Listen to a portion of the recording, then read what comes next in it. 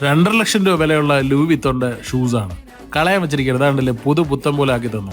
നമ്മൾ body spa ചെയ്യും, hair spa ചെയ്യും. എന്നാൽ നമ്മൾ ഇരുന്ന് ഷൂ ഒന്ന് സ്പാ ചെയ്താലോ? അതാണ് നേരത്തെ പറഞ്ഞത് ഷൂ സ്പാ.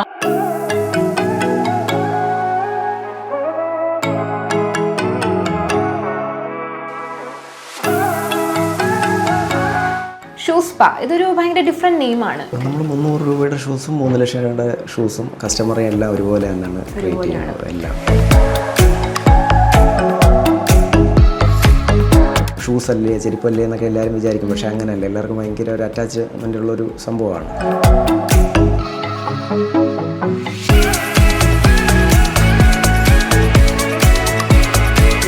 ഫ്രാഞ്ചൈസി കൊടുക്കും, പക്ഷേ ഈ ബിസിനസ്സിനെ സീരിയസ് ആയിട്ട് കാണുന്നവർക്ക് മാത്രമേ കൊടുക്കത്തുള്ളൂ. ഫൈനൽ വർക്ക് കഴിഞ്ഞിട്ട് ഞാൻ മോണിറ്റർ ചെയ്ത് ഫൈനൽ നോക്കിയിട്ടേ അത് പോകത്തുള്ളൂ പുറത്ത്. Hi hello, welcome to turning point. നമ്മുടെ ഷോ പോലെ തന്നെ ലൈഫിൽ ഒരു ടേണിംഗ് പോയിന്റ് ക്രിയേറ്റ് ചെയ്ത ഒരു ഗസ്റ്റാണ് നമ്മുടെ കൂടെ ഇന്നുള്ളത്. ഷ്യാം സർ എന്നാണ് പേര്. പുള്ളിയുടെ പേര് നമുക്ക് മനസ്സിലായില്ലെങ്കിലും പുള്ളി തുടങ്ങി ബിസിനസ് ഏതാണെന്ന് അറിഞ്ഞു കഴിഞ്ഞാൽ നമുക്കൊക്കെ അറിയാം. ഷൂ സ്പാ, ട്രിവാൻഡ്രത്ത് മോസ്റ്റ് ഫേമസ് ആയിട്ടുള്ള ഒരു ഷൂ സ്പാ ആണിത്. സർ ഈ ഒരു ബിസിനസ് എങ്ങനെയാണ് തുടങ്ങി, ഇതിൻ്റെ ഐഡിയയിലേക്ക് എങ്ങനെയാണ് വന്നത്, ഇതിൻ്റെ പ്ലാൻസ് കാര്യങ്ങളൊക്കെ നമുക്ക് സാറിനോട് ചോദിച്ചറിയാം. So sir, welcome to the shoe spa laundry. ഒരു യുണീക്ക് ഐഡിയ ആണ്. സർ ഈ ഒരു ബിസിനസ്സിലേക്ക് എങ്ങനെയാണ് എത്തിയത്? ഈ ഒരു ഐഡിയ എങ്ങനെയാണ് കിട്ടിയത്? വ്യത്യസ്തമായൊരാശയം ആയിരുന്നു. ഇപ്പോൾ അല്ല, ഇപ്പോൾ ഒരുപാട് പേര് ഷൂ സ്പാ എന്നുള്ള പേരിലല്ല, അല്ലാതെ ലോണ്ടറി നടത്തുന്നുണ്ട്. ട്രിവാൻഡ്രത്ത് തന്നെ 7 സ്റ്റോറുകളുണ്ടെന്നാണ് അറിയാൻ കഴിഞ്ഞത്. കാര്യം ഈ ഡ്രൈ ക്ലീനിങ് ലോണ്ടറി സർവീസ് നടത്തുന്ന ഡ്രസ്സിൻ്റെയൊക്കെ അവരെല്ലാവരും ചെയ്യുന്നുണ്ട്. കുറേ ഐഡിയാസും ആൾക്കാർ ഇംപ്ലിമെന്റ് ചെയ്യുന്നു. പക്ഷെ എനിക്ക് തോന്നുന്നു ട്രിവാൻഡ്രത്ത് ആദ്യമായിട്ട് തുടങ്ങിയത് സാർ അല്ലായിരുന്നു. ട്രിവാൻഡ്രത്ത് ആദ്യമായി. അപ്പം ഇവിടെ ഒന്നും ഇല്ലാത്തൊരു ബിസിനസ് പെട്ടെന്ന് കൊണ്ടുവരാൻ സാറിന് എന്തായിരുന്നു ഒരു ഇൻസ്പിറേഷൻ? ഒരു 3-4 വർഷം മുന്നേ ഇതിൻ്റെ ഒരു ആശയം വന്നതാണ്. കാര്യം എയർപോർട്ടിൽ ക്വിക്കായിട്ട് ദുബായ് എയർപോർട്ടിലൊക്കെ അവിടെ ചെയ്യുന്നുണ്ട്. അപ്പോൾ നമ്മൾ ഷൂ കൊടുത്തു കഴിഞ്ഞാൽ ക്വിക്കായിട്ട് നമുക്കത് ചെയ്തു തരാം. അപ്പം നേരത്തെ ഇങ്ങനെ ഒരു ആശയം ഉണ്ടായിരുന്നു. അപ്പോൾ ഒരു സാഹചര്യം വന്നപ്പോൾ അങ്ങനെ സ്റ്റാർട്ട് ചെയ്തതാണ്. അപ്പോൾ ബേസിക്കലി പറഞ്ഞ സാറിൻ്റെ എയർപോർട്ടിൽ നിന്നാണ് വന്നത്. സാറിന് മുന്നേ ബിസിനസ് ബാക്ക്ഗ്രൗണ്ടോ അങ്ങനെ എന്തോ അതോ ആദ്യമായിട്ട് ചെയ്യുന്നതാണോ? അല്ലല്ലോ, 2011 മുതൽ ബിസിനസ്സാണ്. പല ബിസിനസ്സുകൾ ചെയ്യുന്നുണ്ട്. ഇതല്ലാതെ പെർഫ്യൂമിൻ്റെ ഒരു ബിസിനസ് ചെയ്യുന്നുണ്ട്. ഷൂ സ്പാ ഇതൊരു ഭയങ്കര ഡിഫറെന്റ് നെയിമാണ്. ഈ ഒരു പേരിലേക്ക് സാർ എങ്ങനെയാണ് എത്തിയത്? ഷൂ സ്പാ എന്ന് പറയുമ്പോൾ നമ്മൾ സാധാരണ ഈ ഹെയർ സ്പാ, അങ്ങനെ ബോഡി സ്പാ അങ്ങനെയുള്ള, അപ്പോൾ അതുപോലെ ഷൂസിന് ഒരു സ്പാ വ്യത്യസ്തമായിട്ട് പേരങ്ങനെ സെലക്ട് ചെയ്ത് തന്നെയാണ്. സ്പാ എന്ന് പറയുമ്പോൾ തന്നെ നമുക്കറിയാം ടേക്ക് കെയർ ചെയ്യുക, നമ്മളെ പാമ്പർ ടേക്ക് കെയർ ചെയ്യുക. അപ്പം നമ്മൾ വരുന്ന ഓരോ ഷൂസും പ്രീമിയം വരാം, അല്ലാത്തത് വരാം. അപ്പം എങ്ങനെയാണ്, ഒരുപോലെയാണോ, ഏത് രീതിയിലാണ് ആ പ്രോസസ്സും കാര്യങ്ങളും ഒക്കെ? നമ്മൾ 300 രൂപയുടെ ഷൂസും 3 ലക്ഷം രൂപയുടെ ഷൂസും കസ്റ്റമറെ എല്ലാം ഒരുപോലെ തന്നെയാണ് ട്രീറ്റ് ചെയ്യുന്നത്. എല്ലാം സത്യത്തിൽ ഇപ്പോഴത്തെ യങ്സ്റ്റേഴ്സിന്റെ ഒക്കെ ഒരു വലിയ പ്രശ്നമാണ് അവിടെ തീർന്നിരിക്കുന്നത്. നമുക്കൊക്കെ ഷൂ എല്ലാവരും യൂസ് ചെയ്യുന്നതാണ്, വലിയൊരു പ്രശ്നമാണ് നമുക്ക് സോൾവ് ആയി. എല്ലാവർക്കും സമയക്കുറവുണ്ട്. ഷൂ ക്ലീനിങ്ങിന് മാത്രം ഒരു ഷോപ്പ് പോസിബിൾ ആണോ നമ്മുടെ ഇവിടെ? ഹൈലൈറ്റ് ചെയ്തേക്കുന്ന ഷൂ സ്പാ എന്നുള്ള പേരാണെങ്കിലും ഷൂസ് മാത്രമല്ല, bag, hand bag, trolley bag, അതിൻ്റെ സർവീസുണ്ട്, ക്ലീനിങ് ഉണ്ട്, പിന്നെ ടോയ്സ്, കിഡ്സിൻ്റെ എല്ലാം ടോയ്സ്, പിന്നെ കാർപ്പറ്റ് ചെയ്യുന്നുണ്ട്. അങ്ങനെ ഒരുപാട് ഐറ്റംസ് ഉണ്ട്. എല്ലാം കൂടി മിക്സ് ചെയ്താണ് ചെയ്യുന്നത്. ഷൂസ് മാത്രമല്ല, എല്ലാം ചെയ്യുന്നുണ്ട്. ഇതിനെ സാർ എന്താണ് ഫ്യൂച്ചർ പ്ലാൻസ്, എന്താണ് എക്സ്പാൻഡ് ചെയ്യാൻ ഉദ്ദേശിക്കുന്നുണ്ടോ? നമുക്ക് കേരളത്തിലെ എല്ലാ ജില്ലകളിലും അതിൻ്റെ ഒരു പ്ലാനിങ് നടക്കുകയാണ്. അതുപോലെ ഷൂ വാല എന്ന് പറഞ്ഞിട്ടൊരു പേരിൽ തമിഴ്നാട്ടിൽ ഇപ്പോൾ മാർത്താണ്ഡത്തും ചെന്നൈയിലും അതിൻ്റെ പ്രോജക്റ്റ് സ്റ്റാർട്ട് ചെയ്തത്. ഒരു ഗ്രൂപ്പിന് വേറൊരു വിങ്ങിനെയാണ് ഏൽപ്പിച്ചേക്കുന്നത്. അപ്പോൾ നമ്മുടെ ഷൂ സ്പാ എന്നുള്ള പേര് ഉപയോഗിക്കുന്നില്ല, ഷൂ വാല എന്ന് പറഞ്ഞിട്ടാണ്. അപ്പോൾ അതിൻ്റെ എല്ലാം സ്റ്റോറെല്ലാം എടുത്തു. അപ്പോൾ അതിൻ്റെ വർക്കെല്ലാം നടക്കുകയാണ്. ഈ ഒരു പ്രോസസ്സ് പഠിക്കാനുള്ള ഒരു പ്രോസസ്സ് ഉണ്ട്. അതിന് കുറച്ച് സൈറ്റുകളുണ്ട്, പെയ്ഡ് സൈറ്റുകളാണ്. അതിൽ കയറിയിട്ടാണ് അതിൻ്റെ ട്രെയിനിങ് എല്ലാം എടുത്തത്. കെമിക്കലെല്ലാം വരുന്ന പാരീസിൽ നിന്നാണ് കെമിക്കലെല്ലാം നമ്മൾ എടുക്കുക. അതെല്ലാം ഇമ്പോർട്ട് ചെയ്യുകയാണ്. അങ്ങനെയാണ് ചെയ്യുന്നത്. ഷൂ സ്പായിൽ എവിടെയൊക്കെയാണ് ബ്രാഞ്ചസ് അല്ലെങ്കിൽ ഫ്രാഞ്ചൈസീസ് ഉള്ളത്? ഫ്രാഞ്ചൈസി നിലവിൽ കൊല്ലത്താണ് ആദ്യം ഫ്രാഞ്ചൈസി കൊടുക്കുന്നത്. അപ്പോൾ ഈ ബിസിനസ് സീരിയസ് ആയിട്ട് കാണാത്തത് കൊണ്ട് നമുക്ക് ഫ്രാഞ്ചൈസി കട്ട് ചെയ്യേണ്ടി വന്നു. കാര്യം അതിൻ്റെ ഒരു ഇൻസിഡൻറ്റ്, അവിടെ ഒരു കൊറിയർ വന്നു. കാര്യം എല്ലാ ജില്ലകളിലും അന്ന് ആദ്യ തുടക്കകാലങ്ങളിൽ എല്ലാ ജില്ലകളിലും ഇതില്ലായിരുന്നു. അപ്പോൾ ഒരു കസ്റ്റമർ അത് കൊറിയർ അയച്ചപ്പോൾ റിട്ടേൺ അയച്ചപ്പോൾ അതിൽ ഇൻസോളും ഷൂ ലേസ് മാറിപ്പോയി. വേറൊരു കസ്റ്റമറുടെയാണ് അവർ. അപ്പോൾ നമ്മുടെ ഇൻസ്റ്റാ പേജിലാണ് അവരത് കംപ്ലൈൻ്റായിട്ട് അറിയിച്ചത്. ട്രിവാൻഡ്രം നമ്മുടെ സ്റ്റോറിനെയാണ് അറിയിച്ചത്. അപ്പോൾ ഞാനത് ആ കസ്റ്റമറെ വിളിച്ചിട്ട് ഞാനത് ഡീൽ ചെയ്തു. ഞാനത് ലുലുവിൽ പോയി വേറെ മേടിച്ച് സെറ്റ് ചെയ്ത് കൊടുത്തു.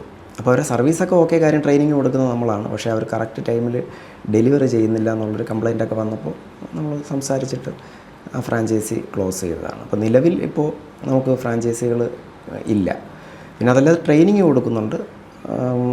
അവർക്ക് അവരുടെ പേരിൽ എവിടെ വേണോ സ്റ്റാർട്ട് ചെയ്യാം. അപ്പോൾ നമ്മൾ നമ്മുടെ സ്റ്റോറിൽ വന്ന് ട്രെയിനിങ് എടുത്തിട്ട് പോകാറുണ്ട് ആൾക്കാർ.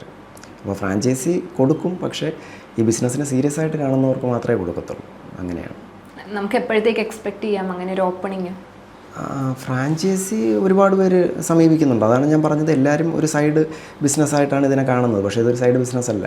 കാര്യം നമ്മൾ ഷൂസല്ലേ ചെരുപ്പല്ലേ എന്നൊക്കെ എല്ലാവരും വിചാരിക്കും. പക്ഷേ അങ്ങനെയല്ല. എല്ലാവർക്കും ഭയങ്കര ഒരു അറ്റാച്ച്മെൻ്റുള്ളൊരു സംഭവമാണ്. അപ്പോൾ അതുകൊണ്ട് അതിനെ നമ്മൾ അത്രയും കെയർ ചെയ്യണം. ഇപ്പോൾ നമുക്ക് പിക്കപ്പിനും ഡെലിവറിക്കും എല്ലാം ആളുണ്ട്. പക്ഷേ എന്നാലും ചില കസ്റ്റമേഴ്സ് അവർക്ക് നമ്മുടെ സ്റ്റോറിൽ വരണം, വിസിറ്റ് ചെയ്യണം, അത് എങ്ങനെയാണ് അത് ചെയ്യുന്നതെന്ന് കാണണം. അങ്ങനെയുള്ള സംശയങ്ങളൊക്കെ ഉണ്ട് ആൾക്കാർക്ക്. അപ്പോൾ അതുകൊണ്ട് നമ്മൾ അത്രയും സീരിയസ് ആയിട്ടാണ് അതിനെ കാണുന്നത്, ആ ബിസിനസ്സിനെ. അങ്ങനെയാണ്. പിന്നെ ഫുൾ ടൈം എൻ്റെ സ്റ്റോറിൽ നിന്ന് ഒരു ഫൈനൽ വർക്ക് കഴിഞ്ഞിട്ട് ഞാൻ മോണിറ്റർ ചെയ്ത് ഫൈനൽ നോക്കിയിട്ടേ അത് പോകത്തുള്ളൂ പുറത്ത്, കസ്റ്റമറുടെ കയ്യിൽ എത്തത്തുള്ളൂ. അത്രയും ക്ലിയർ ആയിട്ടാണ് നമ്മളത് ചെയ്യുന്നത്. ഈ ഒരു ബിസിനസ്സിൽ സാർ എങ്ങനെയാണ്, ഒറ്റയ്ക്കാണോ അതോ പാർട്ട്നേഴ്സ് ഉണ്ടോ, എങ്ങനെയാണ്? ഇല്ല, പാർട്ട്നേഴ്സ് ഇല്ല. ഒറ്റയ്ക്ക് തന്നെയാണ്. ബാക്കിയെല്ലാം മാനേജ് ചെയ്യുന്ന വൈഫാണ് എല്ലാ കാര്യങ്ങളും. അല്ലാതെ ഒരു 5-6 സ്റ്റാഫുകളും കാര്യങ്ങളൊക്കെ ട്രിവാൻഡ്രത്തുണ്ട്. അങ്ങനെയാണ്. അപ്പോൾ ബിസിനസ് ഭയങ്കര താല്പര്യത്തോടെ വന്ന ഒരാളാണ് സാറ്. തീർച്ചയായിട്ടും താല്പര്യത്തോടെ. പിന്നെ ഷൂസിനോടൊക്കെ നമുക്കും കുറച്ച് ഇഷ്ടമുള്ളത് കൊണ്ടാണ് നമുക്ക് ആ ബിസിനസ് കറക്റ്റായിട്ട് ചെയ്യുന്നത്. ട്രിവാൻഡ്രത്ത് ഒരുപാട് പേര് ഞാൻ സ്റ്റാർട്ട് ചെയ്തതിന് ശേഷം സ്റ്റാർട്ട് ചെയ്തു. നിലവിൽ അതെല്ലാം മെഷീനിലാണ്, അവരെല്ലാം വാഷിംഗ് മെഷീനിലാണ് എല്ലാവരും ചെയ്യുന്നത്. നമ്മൾ എല്ലാ കസ്റ്റമേഴ്സും ചോദിക്കും ഇതെങ്ങനെയാണ് ചെയ്യുന്നത്. ഞാൻ മാനുവലിയാണ് നമ്മളത് ചെയ്യുന്നത്. കാര്യം മാനുവലി ചെയ്യുമ്പോൾ നമുക്കതിൻ്റെ ഒരു അറിയാൻ പറ്റും. അതിൻ്റെ മെഷീനിലാകുമ്പോൾ നമുക്ക് അറിയാൻ പറ്റില്ല എങ്ങനെയാണത് ക്ലീൻ. അതിൻ്റെ സോളല്ലേ ഇളകിപ്പോൾ, അതെല്ലാവർക്കും അറിയത്തില്ല. എല്ലാവരും വിചാരിക്കുന്നത് നമ്മളും മെഷീനിലാണ് ചെയ്യുന്നതെന്നാണ്. പക്ഷെ നമ്മൾ മെഷീനിലല്ല ചെയ്യുന്നത്, മാനുവലിയാണ് ചെയ്യുന്നത്. ഒരു ഓൺട്രപ്രണർ എന്നുള്ള രീതിയിൽ നമ്മുടെ യങ് മൈൻഡ്സിനോട് സാറിന് എന്താണ് പറയാനുള്ളത്? കാരണം ഒത്തിരി പേര് ഇപ്പോൾ താല്പര്യപ്പെടുന്നുണ്ട് ബിസിനസ് തുടങ്ങണം, മുന്നോട്ട് പോകണം എന്നുള്ള രീതിയിൽ. അപ്പം അവർക്ക് സാർ എന്താണ് ഒരു അഡ്വൈസ് കൊടുക്കാൻ? ബിസിനസ് തുടങ്ങാനായിട്ട് ഒരുപാട് ഐഡിയ യൂട്യൂബിലൊക്കെ നോക്കിയാൽ കിട്ടും. പക്ഷേ നമുക്ക് ബിസിനസ് തുടങ്ങാൻ കുറച്ച് കാശും മതി. കാശും ചിലപ്പോൾ ഉണ്ടാക്കാൻ പറ്റുമായിരിക്കും. പക്ഷേ അത് മുന്നോട്ട് എങ്ങനെ കൊണ്ടുപോകുക എന്നുള്ളതിലാണ്, അല്ലെങ്കിൽ നല്ല റിസൾട്ട്. പ്രത്യേകിച്ച് സർവീസ് സെയിലാകുമ്പോൾ നമുക്ക് ഏതെങ്കിലും ഒരു ബ്രാൻഡ് വാങ്ങിച്ച് വെച്ച് സെയിൽ ചെയ്യാം. പക്ഷേ സർവീസ് എന്ന് പറയുന്നത് കറക്റ്റായിട്ട് ചെയ്യണം. അപ്പോൾ എല്ലാവരും ഒന്ന് ഭയപ്പെടുന്ന ഒരു മേഖലയാണ് നമ്മുടെ സർവീസ്. കാര്യം ഫ്രാഞ്ചൈസി കൂടുതൽ. അല്ലാതെ ഇവിടെ ട്രിവാൻഡ്രത്ത് സ്റ്റാർട്ട് ചെയ്ത ഒരുപാട് പേര് ഇത് സ്റ്റോപ്പ് ചെയ്തു. 3 മാസത്തിന് മുകളിൽ അവർക്കത് റൺ ചെയ്യാൻ പറ്റിയിട്ടില്ല. ഒന്ന്, നമുക്കിതെല്ലാം റെഗുലർ കസ്റ്റമേഴ്സിനെ ഉണ്ടാക്കിയെടുക്കണം. അതവരെ കൊണ്ട് സാധിക്കാത്തത് കൊണ്ടാണ്. പിന്നെ പേര് പറയുന്നില്ല, എന്നാലും ഒരു 7ഓളം ലോണ്ടറി സർവീസുകാർ അവിടെ വരുന്ന വർക്കെല്ലാം നമ്മുടെ സ്റ്റോറിൽ കൊണ്ടുവന്നിട്ടാണ് ചെയ്തിട്ട് പോകുന്നത്. അവർ വർക്ക് എടുക്കുന്നുണ്ട്. ഞാനത് ഒരു മാർജിനിൽ നമ്മളത് ചെയ്ത് കൊടുക്കുന്നുണ്ട്. 7 സ്റ്റോറിൽ ഞാൻ ട്രിവാൻഡ്രത്ത് ചെയ്യുന്നുണ്ട്. 2 ഷൂ ലോണ്ടറിക്കാർക്ക് ഞാൻ ട്രിവാൻഡ്രത്ത് ചെയ്ത് കൊടുക്കുന്നുണ്ട്. നമ്മുടെ സ്റ്റോറിൽ വന്നാണ് ചെയ്തു പോകുന്നത്. അങ്ങനെയാണ്. ഒരു വൈഡ് സ്കോപ്പുള്ളൊരു ഫീൽഡാണ് ശരിക്കും പറഞ്ഞു കഴിഞ്ഞാൽ. അതെ അതെ അതെ. സാറിന് ഈ ഷൂസ് പാ അല്ലാതെ വേറെ ഏതെങ്കിലും ബിസിനസ് കറൻ്റ് ഇപ്പോൾ ഉണ്ടോ? നിലവിൽ ഷൂസ് പായുടെ കഴക്കൂട്ടത്തൊരെണ്ണം ഒരു സ്റ്റോർ സ്റ്റാർട്ട് ചെയ്യുകയാണ്. ഷോപ്പെല്ലാം എടുത്തു എൻ്റെ പണി കിടക്കുകയാണ്. പിന്നെ ഞാൻ പറഞ്ഞ തമിഴ്നാട് ഒരു 10ഓളം സ്റ്റോറുകൾ ഇങ്ങനെ നോക്കുന്നുണ്ട്. 2 ചെന്നൈയിലും അവിടെ മീനമ്പക്കത്തും പിന്നെ മാർത്താണ്ഡത്തും സ്റ്റോർ എടുത്തു.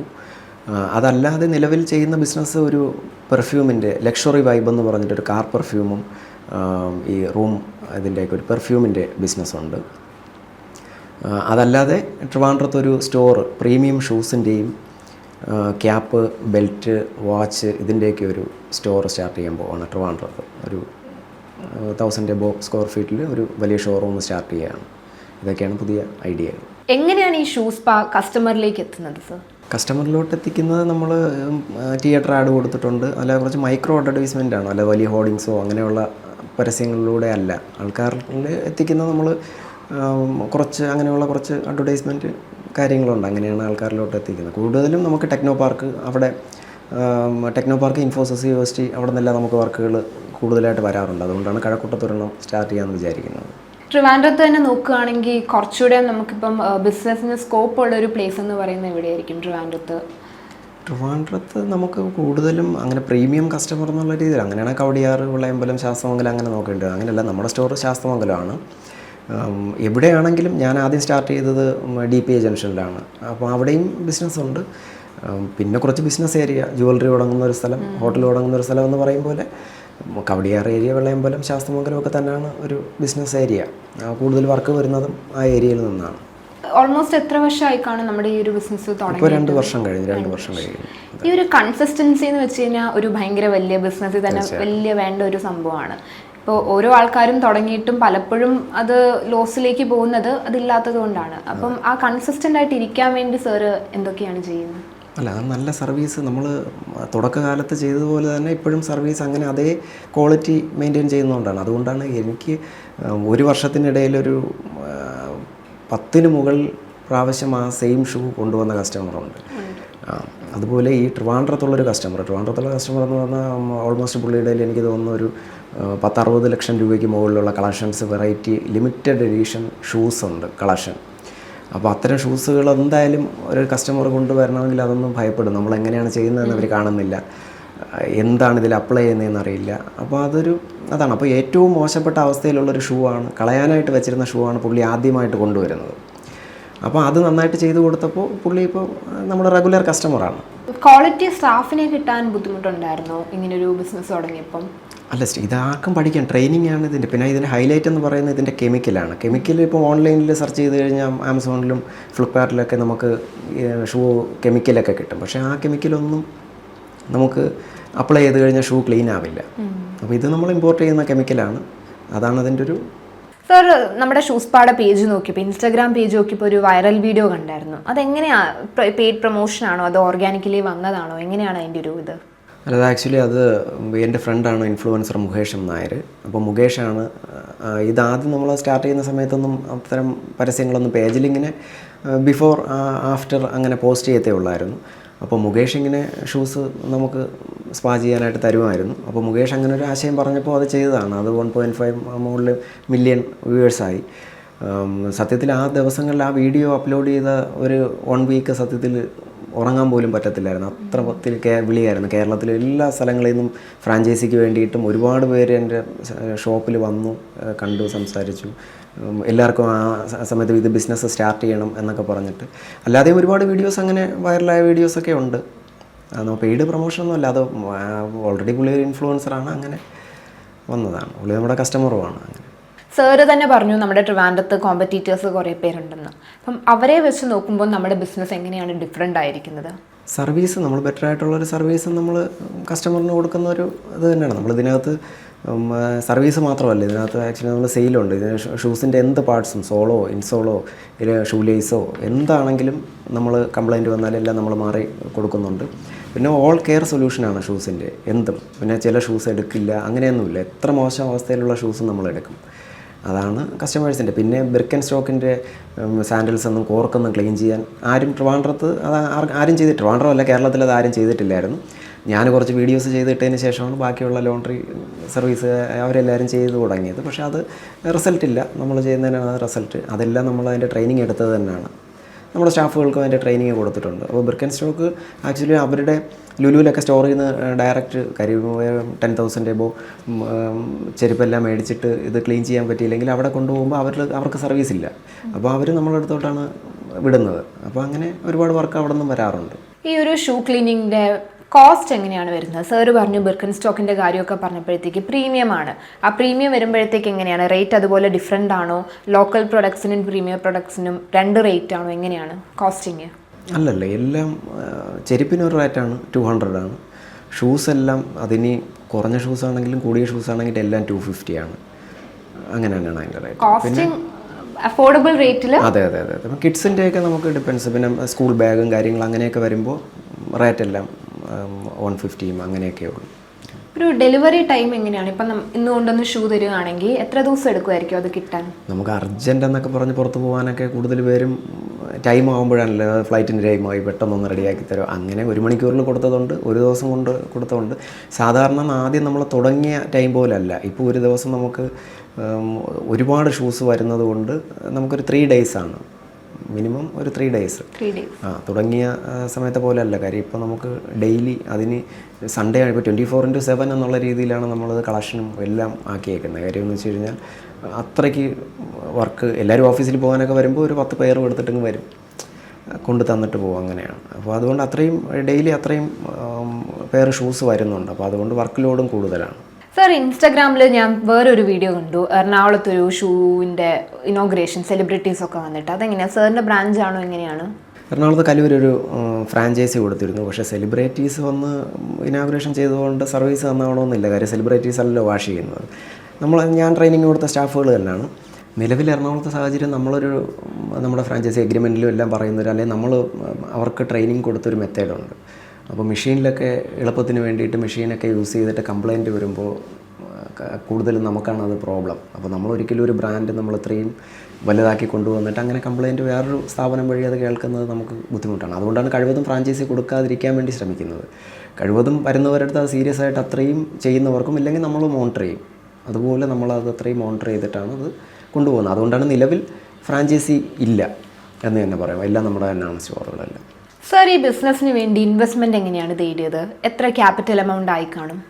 ആക്ച്വലി ഞാൻ സ്റ്റാർട്ട് ചെയ്യുമ്പോൾ എനിക്ക് ഓൾറെഡി ഒരു ഓഫീസുണ്ട്. ഞാൻ ആ ഓഫീസിലൊരു പോർഷനിലാണ് ഞാനത് സ്റ്റാർട്ട് ചെയ്യുന്നത്. വീട്ടിൽ സ്റ്റാർട്ട് ചെയ്യാം. ഇപ്പം പല ആൾക്കാർക്കും കയ്യിൽ കാശ് കാണും, പക്ഷേ എന്ത് ബിസിനസ് ചെയ്യണമെന്ന് അറിയത്തില്ല. അപ്പോൾ പെട്ടെന്ന് ചിലപ്പോൾ എല്ലാവരും യൂട്യൂബിലൊക്കെ നോക്കുമ്പോൾ ബിരിയാണി കണ്ടെയ്നറിൽ പാക്ക് ചെയ്തിട്ട് കൊടുക്കാം എന്നുള്ളൊരു ഐഡിയ ആയിരിക്കും, ചിലപ്പോൾ അച്ചാറിൻ്റെ പരിപാടിയായിരിക്കും. അങ്ങനെ പല ഐഡിയാസ് പലർക്കും കാണാം. അപ്പോൾ ഇതൊരു വ്യത്യസ്തമായിട്ടൊരു ആശയം തന്നെയാണ്. ഇത് വലിയ എമൗണ്ടൊന്നുമില്ല. നമുക്ക് ഫ്രാഞ്ചൈസിക്കൊരു നമ്മൾ ട്രെയിനിങ് കൊടുക്കുന്നതിനും പിന്നെ കെമിക്കലെല്ലാം നമ്മളൊരു 400 പേർ ഷൂ വാഷ് ചെയ്യാൻ കണക്കിനുള്ളൊരു കെമിക്കലും അതിൻ്റെ ബാക്കിയുള്ള എല്ലാം ഐറ്റംസും എല്ലാം ആയിട്ടാണ് കൊടുക്കുന്നത്. ട്രെയിനിങ് ഒരു 2 വീക്സിന് മുകളിൽ ട്രെയിനിങ്, പിന്നെ നമ്മളൊരു 2-3 മന്ത് നമ്മളത് മോണിറ്റർ ചെയ്യും. അവരെ എല്ലാം കറക്റ്റായിട്ട് അവർക്ക് വേണ്ട ഗൈഡൻസ് ഒക്കെ കൊടുത്തു തന്നെയാണ് അങ്ങനെയാണ് പോകുന്നത്. അപ്പോൾ ആർക്കും, ഒരു വീട്ടമ്മയ്ക്കും ആർക്കും വീട്ടിലും തുടങ്ങാം, അല്ലെങ്കിൽ ഒരു സ്റ്റോർ. അത് ഓരോരുത്തരുടെ ഐഡിയ ആണ്. വലിയ ഷോപ്പൊക്കെ എടുത്ത് ചെയ്യണമെങ്കിൽ അങ്ങനെ എങ്ങനെ വേണം തുടങ്ങാം, ഈസി ആയിട്ട് തുടങ്ങാം. നമ്മുടെ ഈ ഷൂസ് പാടെ കറക്റ്റ് ലൊക്കേഷൻ ട്രിവാൻഡ്രത്ത് എവിടെയായിരിക്കും വരുന്നത്? ട്രിവാൻഡ്രത്ത് ശാസ്തമംഗലത്ത് കുറുപ്സ് ലൈനിൽ ബിൽഡിംഗ് നമ്പർ 28-ലാണ് നിലവിൽ. സത്യം പറഞ്ഞാൽ സാറൊക്കെ ഒത്തിരി പേർക്കും നമ്മുടെ യങ്സ്റ്റേഴ്സിനും ഒക്കെ ഭയങ്കര ഒരു ഇൻസ്പിറേഷനാണ്. കാരണം ഓൺടർപ്രണേഴ്സിനെ നോക്കുമ്പോഴത്തേക്ക് നമ്മൾ വലിയ ഒത്തിരി പേരുണ്ട്, അതുമാത്രമല്ല നമ്മൾ ഈ അപ്കമിങ് ആൾക്കാരെയാണ് ഇപ്പോൾ കണ്ടു വളരുന്നത്. അപ്പോൾ സാറ് ശരിക്കും ഒരു ഇൻസ്പിറേഷനാണ് നമ്മുടെ എല്ലാവർക്കും. Thank you sir. Thank you. സാറിൻ്റെ സ്റ്റോറി കേട്ട് ഇൻസ്പയർ ആയ പോലെ നമുക്ക് അടുത്ത എപ്പിസോഡിൽ അടുത്ത ഒരാളുടെ ടേണിംഗ് പോയിന്റ് കേൾക്കാം. Till then bye.